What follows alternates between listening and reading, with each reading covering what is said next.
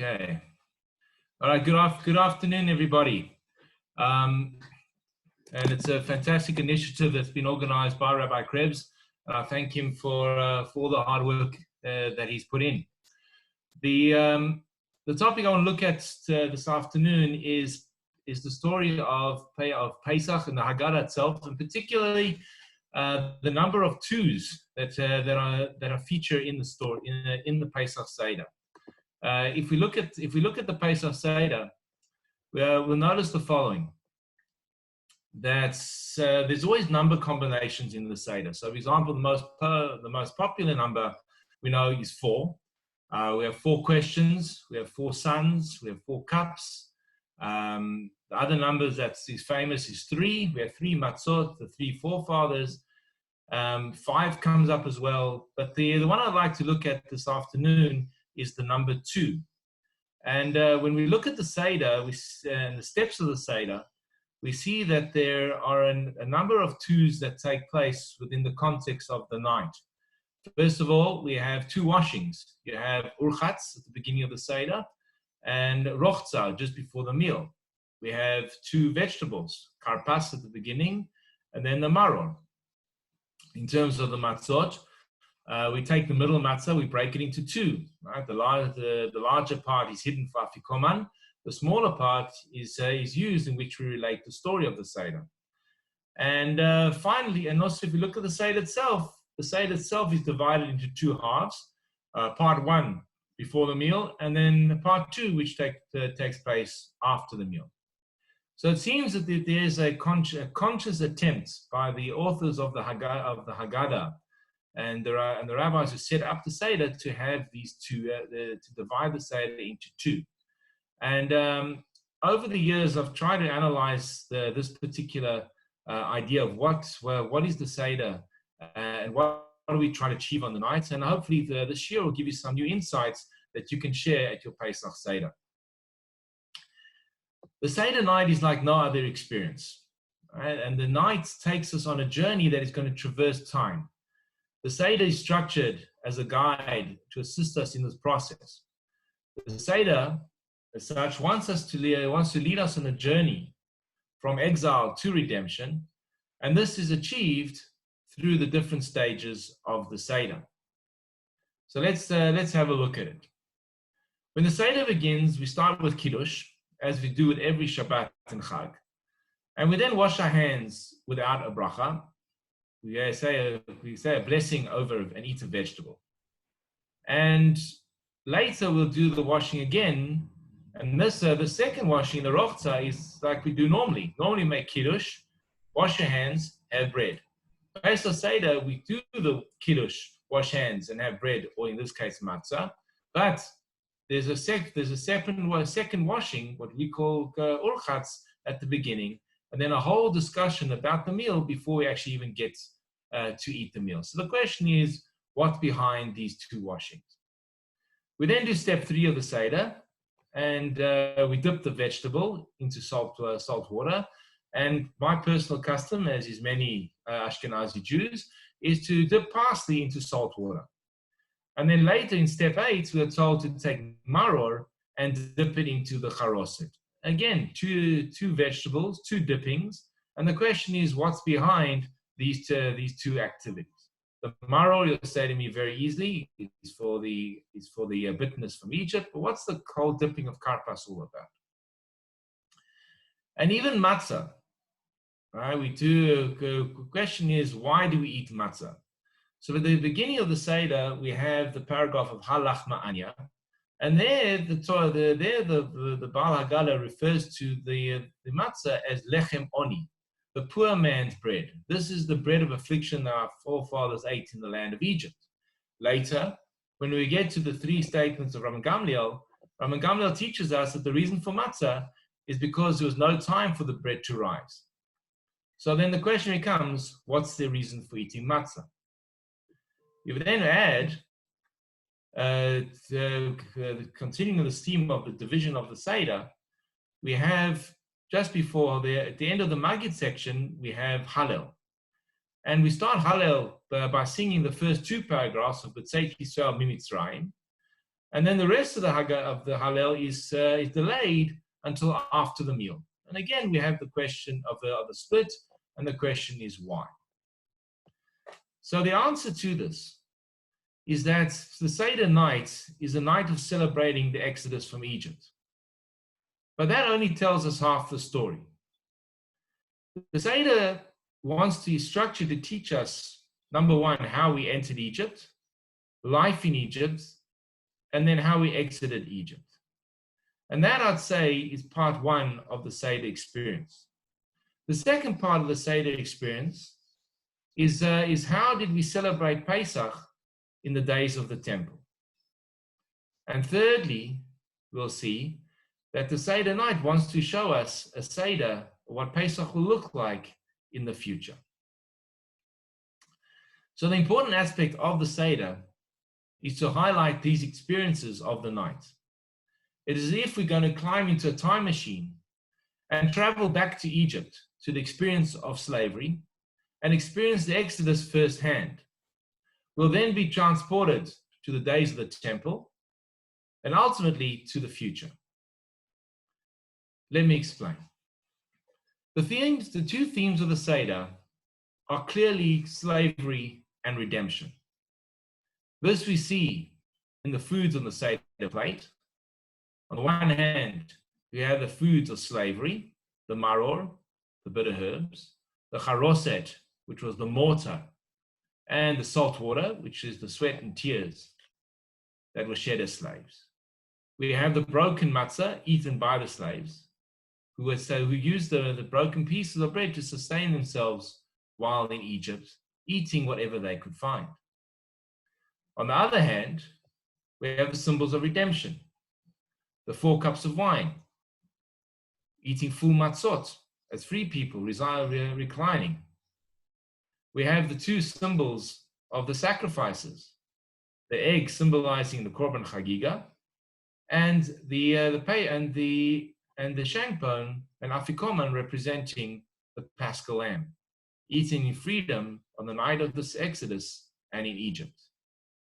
And of course, the singing of Hallel to celebrate our exodus from Egypt. We now see that throughout the Seder night, we are weaving the symbols of freedom and exile together. And this act is expressed beautifully in what we do with yachatz, the breaking of the matzah into 2 uneven parts. The larger part is hidden away for tzafun, and the smaller one is the one that we're going to tell the story. If I ask you what is the symbol of the Seder, you'll probably say to me straight away that it is matzah. And this whole idea of the Maggid section is that we're going to hold up this broken piece of matzah and show how this symbol of slavery is transformed into the symbol of freedom. Throughout the reading of the Maggid section, there are sections where we are instructed to uncover the matzah and others when we are told to cover the matzah. For example, when we sing V'yishi Amda and Hallel, the matzah is covered. When we are talking about the matzah, it is uncovered. The reason is that when we are relating to the story of exile and the process of the redemption, we focus is on the matzah.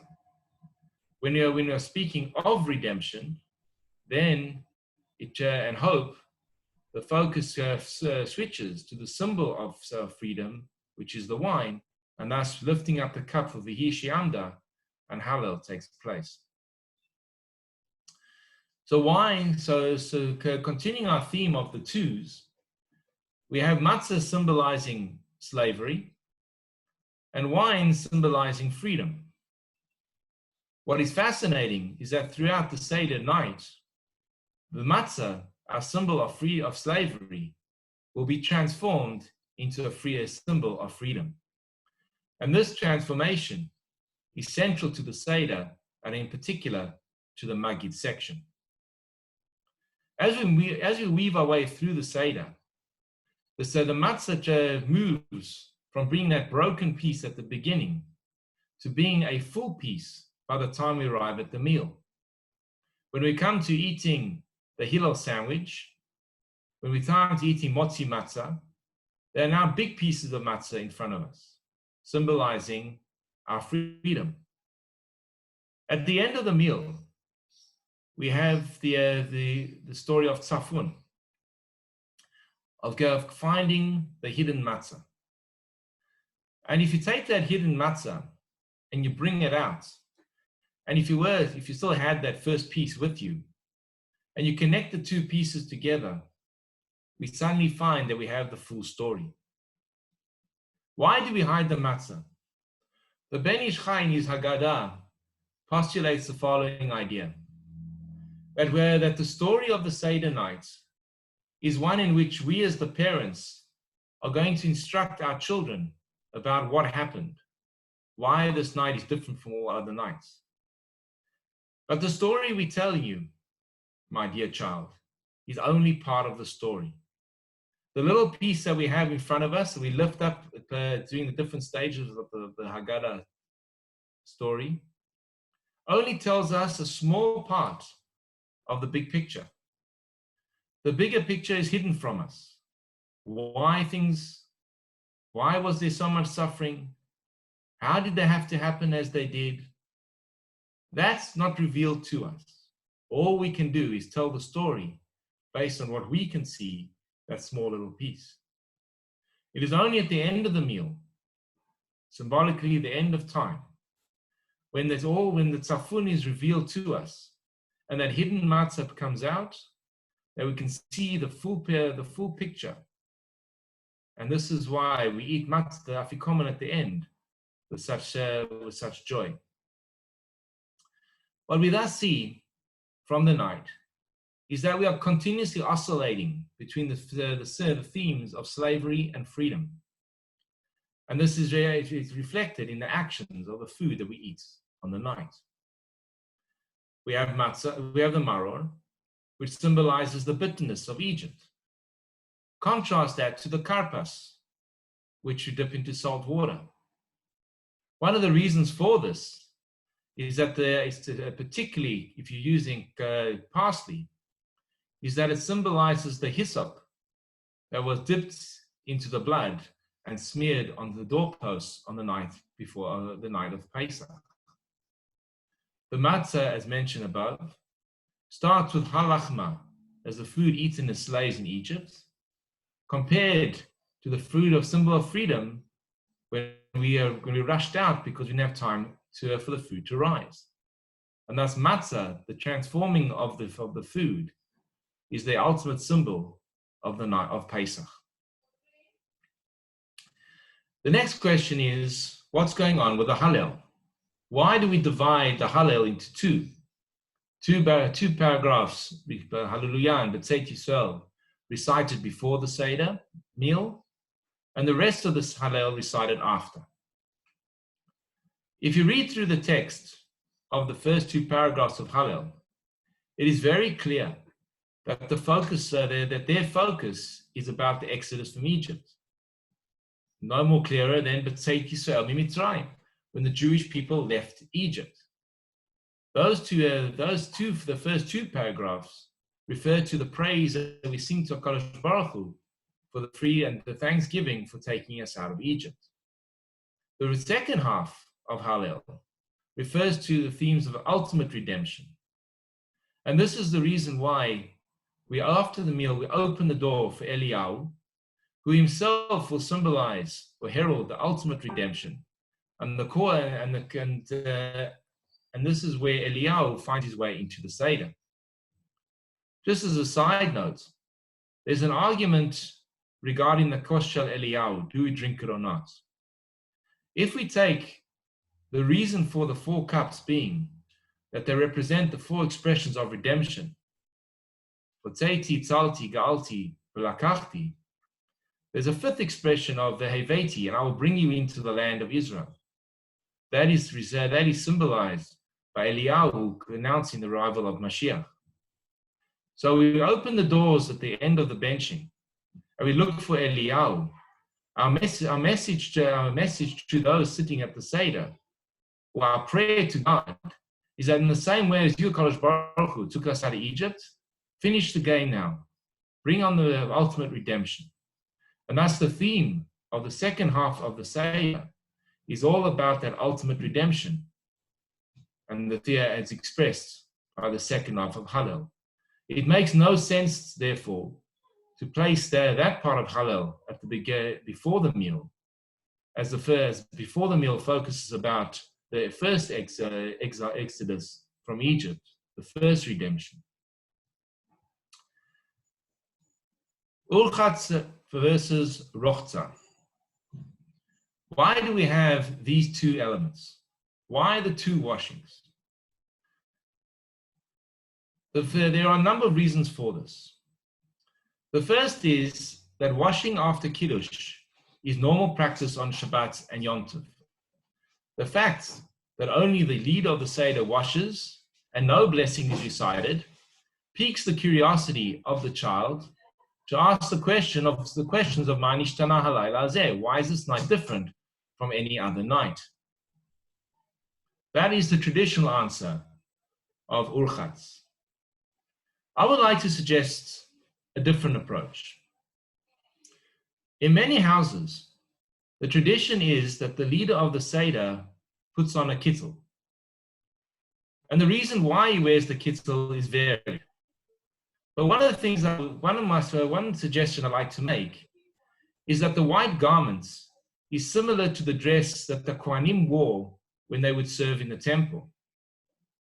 It's described that when the Kohanim entered the temple, their first service was to wash their hands to highlight that everything that was going to happen next was a service of Hashem. It could be suggested that the purpose of Urchatz is to prepare those at the Seder to realize that this is not a normal meal. It is a learning and unique experience of serving HaKadosh Baruch Hu with food. In the days of the temple, there was an additional rule regarding washing their hands.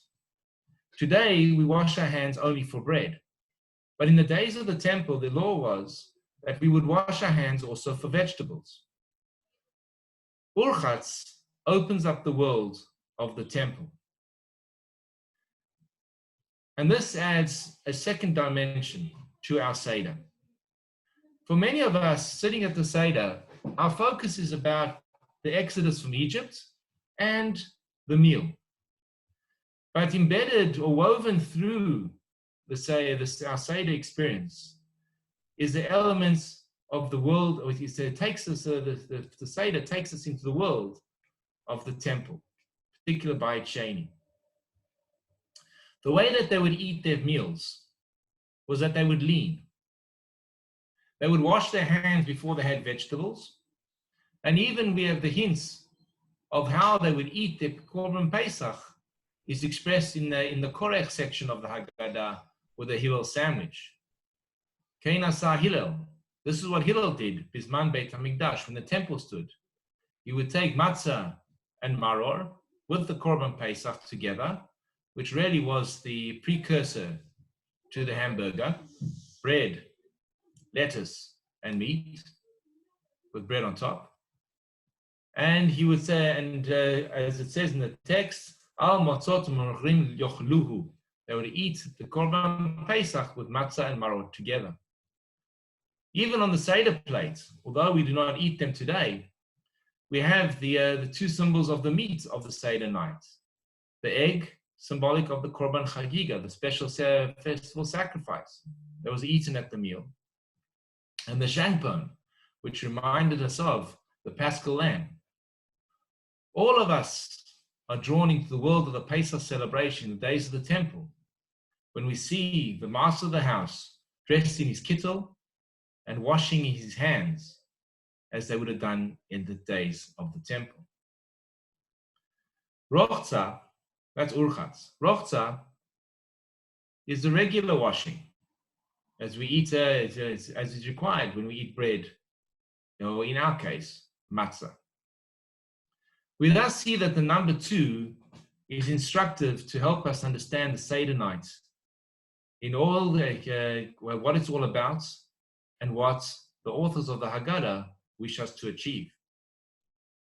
On Seder night, we are asked to live in a multi-dimensional reality. Our sages teach us that time is not linear, rather spiral. As such, when we start the Seder, we are not celebrating Pesach of 2020. We are actually peering through history and are able to celebrate Pesach in each and every situation.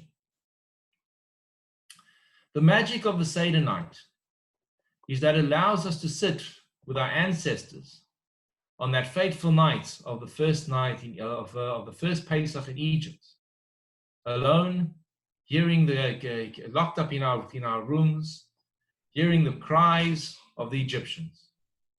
Something that we'll experience more clearly this year than in any other year in our lives. We celebrate Pesach with our ancestors in Yerushalayim, experiencing the sense of freedom of living in the days of the temple and all that entailed. And finally, we experience the Pesach that we have not yet seen, the Pesach of the ultimate freedom, of when the temple is rebuilt, Am Yisrael is in the land of Israel. And as we say at the conclusion of the Seder, L'shana haba b'Yerushalayim habnuyah. This year, Pesach will certainly be one to remember. It'll be one of Man nishtana halayla hazeh. May we merit to be able to celebrate properly, as was expected, as we pray for every year. And may the coming festival, as different and as difficult as it will be an inspiring one and one for the ages.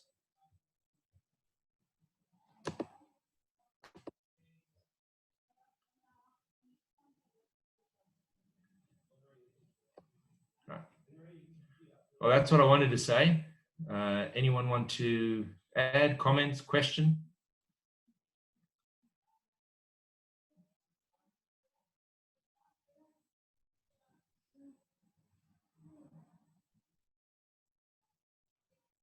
Hello?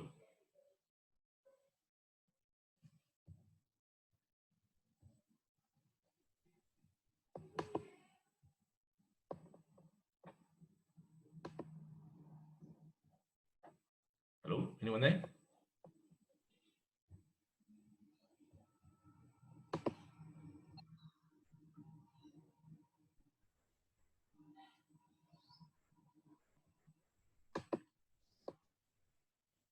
With no questions, thank you for the opportunity. Shkoch to Rabbi Krebs for putting this together, and enjoy the rest of the sessions. Thanks.